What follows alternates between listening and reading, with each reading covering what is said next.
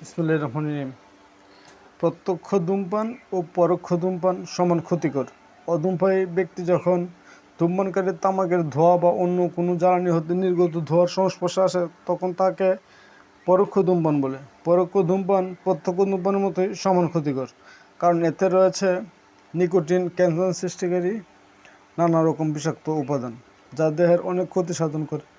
বাংলাদেশে প্রায় প্রতি বছর 25,000 লোক পরোক্ষ ধূমপানের কারণে মারা যায়। সরাসরি ধূমপান করা আর কোনোভাবে ধোঁয়া অন্য কোনো ব্যক্তির মাধ্যমে ভিতরে যাওয়া সমান ক্ষতিকর। পরোক্ষ ধূমপানের কারণে প্রতি বছর হৃদরোগের আশঙ্কা বেড়ে যায় 20 থেকে 30%, স্ট্রোকের আশঙ্কা বেড়ে যায় 30%, ফুসফুসে ক্যান্সারের আশঙ্কা বাড়িয়ে দেয় 20 থেকে 30%। সুতরাং যারা প্রকাশ্যে ধূমপান করে তাদেরকে সামাজিকভাবে বয়কট করা উচিত আমাদের সবার।